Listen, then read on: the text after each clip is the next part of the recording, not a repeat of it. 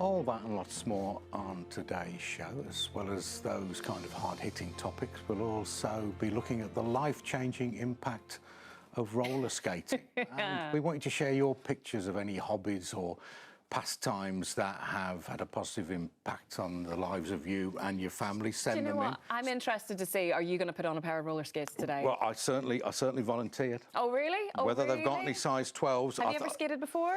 I'm absolutely superb. But actually, no, I'm told they couldn't get me any skates, so I won't be able to demonstrate to you. Actually, we've had somebody already send a video in, obviously very proud. Harder than it looks, harder than it looks. I reckon people at home can do an awful lot better than that, though. If you can do better, then I'm very interested to see what pictures or videos that you send in. It must be better than mine anyway. Yeah. Very busy on social media, as you might imagine. Lots of opinions on this. We've only time for a couple, though. Yeah, it definitely is good to talk. I think everybody would agree with that. And the conversations continue today here as we take a look at some of the stories that caught our eye in the last few days. Joining us to go through the papers are the actor and author Samantha Renck. And who's going to start us off? I believe that's me. We go now. So scientists have reached a department at Harvard have come up with a groundbreaking... Your pet mouse. There it's you excellent. Go. Yeah, they can live forever. But obviously... What thing is it? I believe so. You know, I think everyone wants to... You're making a face as well, Samantha, that I don't know if I would want to live forever, but yes, I do. I'd like to look young, preferably. But, I mean, yeah, I don't think it's for me. What happened was great, aging gracefully, you know, and also, you know, for me, the fact that we all will fall for age, she's probably already on this one. But what about if it's thrown into reverse and you just start getting younger and younger and younger and you can't stop it? Before you know it, you're back doing your GCSEs, which is a fantastic link into your next story. It's actually one I spotted this week, sure. the GCSEs. Do you know, and I have a lot of friends whose children have been going through this week. It's been a really, really tough time, so maybe that's why it drew my attention. But apparently, RE, religious studies, whatever you called it back in the day, has gone through a bit of a boom in pop. What is the ITAL diet? What does it involve? ITAL diet is a plant-based diet first. We would then put in man-made stuff or anything that's going to be detrimental to your health. So it's literally just to live natural. And vegetables, when you say living natural, such a huge part of this. Vegetables, exactly. Massive element here. You've brought in some vegetables for us. What have we got? So here we've got what we call hard food or provisions. We've got some green banana, yam and pumpkin. Okay, and what have we got now? I'm familiar with this. I know what these are, but this, when you brought this out, I don't recognise this. Ackee. What is it? So that's ackee. People say it's Jamaica's national dish, but it actually originated in West Africa. But now it's more associated with Jamaica. Can I eat this? This one. Not yet. I'm just trying to eat everything I see here this one is ready to this looks really good. So what have we got here? So in here we have a rundown, which is a fresh coconut, some fresh callaloo, and the ackee cooked down with some peppers, some scotch bonnet, and some thyme. This is so good. Sorry, I really feel bad that I'm going to eat this in front of you here. Enjoy. Oh. Good. I'm so sorry, Adrian, you're missing out. Did not invite him down here for a very good reason. Thank you both so much. You're welcome. You're going to leave me to it here. Policy has rejected the plan as dangerous. So should drug users be treated as criminals?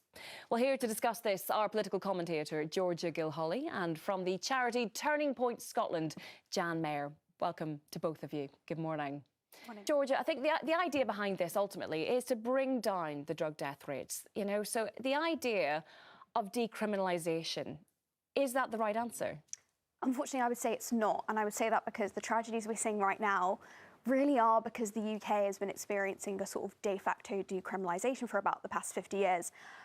From the 1971 Misuse of Drugs Act, it's been actually very, very rare for people to be sent to prison or prosecuted for personal possession of drugs. I would say that to stop people getting hooked in this cycle, what we need to do is have a strong legal disincentive against people getting into this cycle. That simply doesn't really exist in the UK, including Scotland, which is why we're seeing these tragedies.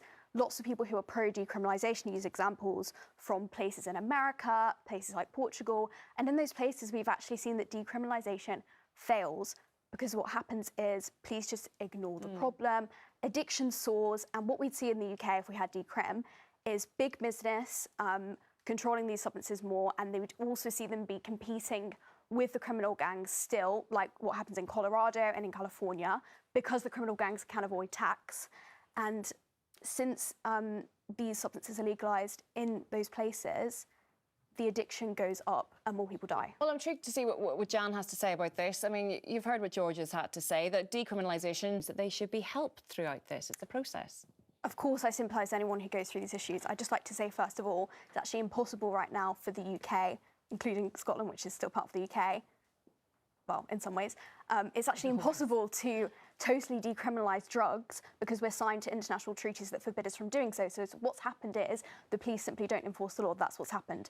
In terms of people being victims, I would say that people who are hooked on these dangerous substances are in fact victims of a legal system that ignores this issue, of a society that ignores this issue. If we decriminalise these substances, as I've said in other countries, it will soar, especially with it becoming more commercial. And as I've said, there's examples from California, Colorado, Amsterdam. The criminal gangs don't pay the tax, so they carry on with their business that makes them millions of pounds a year. Why would they not? And also think about the people who, especially in deprived communities, have to every single day walk past and deal with people who are dealing with drug abuse issues. They're more likely to commit violent crime and commit driving offences as well. Those have risen in connection with drugs. So here's the problem, Jan. We've got an issue where we have got people who are breaking the law. I mean, again, talking about these death rates here, the idea that if you do send people to prison, you're going to alienate them further. It could make the problem worse. I disagree that wanting to have strong disincentives against these crimes, which hurt the people involved and hurt and profoundly traumatise the people around them. If you've ever dealt with, you know, a family who's gone through a member of their family having drug abuse, it gravely wounds them, and you can never recover from that kind of thing. And I think that I don't want more people in prison and more people having, you know, rubbish lives. I want more people to be disincentivised against this, and we can do better. You can have strong legal deterrents, as they do in South Korea and Japan, where addiction is much less of an issue, and you can also help people be rehabilitated. Totally agree with Jan that the prison system is not fit for purpose. You actually have prisons in the UK flooded with drugs, and no wonder people come out with less incentive to kind of have a better life for themselves. Jan, so, I mean, the issue is we're having this discussion, Jan, and that's great, but the UK government, a bigger question that we've got time to answer here today, but to both Jan and to Georgia, thank you so much for your discussion today. Keep it. Catch me. Right, hang on a second. I think I've purely been brought in just to show how difficult this actually is, because you guys are making it look so easy. Definitely. Do you look the part anyway? You do. Don't try. Just try a kick. If I hold you, Okay. can you kick? What's the kick again? Just kick up in the air. Go on.